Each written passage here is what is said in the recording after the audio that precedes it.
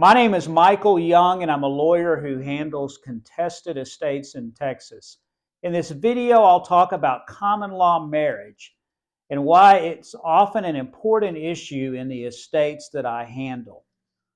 There's a lot of misconceptions about common law marriage. A lot of the people who call me will say, Mr. Young, we weren't married, but we were common law.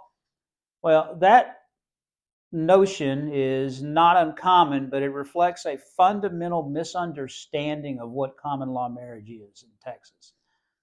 A common law marriage has the same legal effect and impact as a marriage that's established by a civil ceremony. Exactly the same. Once you're common law married, you're married. And there is no common law divorce. So once you're common law married, you have the same privileges, rights, and responsibilities, including in estates, as any other marriage. The difference is how the marriage is established. In a traditional civil ceremony marriage, a couple goes and gets a marriage license, and they go to a minister or priest or justice of the peace or whatever, and they have a civil ceremony. It may be a 2-minute ceremony or it may be a lavish wedding.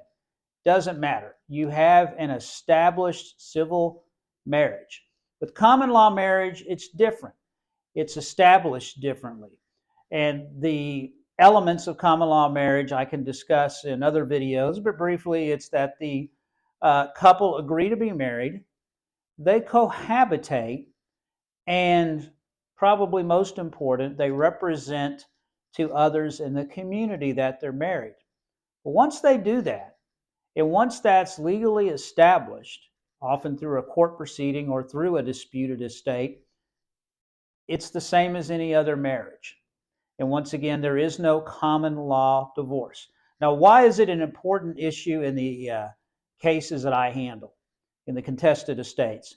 Because spouses have certain rights, very important rights under Texas law in an estate, and those can be completely independent of what it says in a will. So, for example, if a man and a woman establish a common law marriage and the man does a will leaving everything in the estate to somebody else, well, that doesn't cut out the spouse, particularly if they were married for quite a long time and most of the property was acquired during marriage.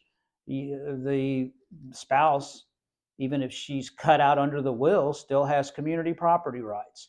And even if it wasn't a long-term marriage, and even if a lot of the property is separate property, the spouse still has certain rights. And that's why there's a lot of battles often in these cases regarding whether or not someone was common law marriage, because it can make an important distinction, important difference in how the assets of the estate are distributed.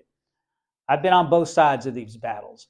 I've fought to establish a common law marriage, and I've represented family members who are disputing a common law marriage. It's very important that you contact a lawyer who is experienced in handling these common law marriage issues in Texas. If you're facing a large estate battle in which common law marriage is an issue in Texas, feel free to give me a call.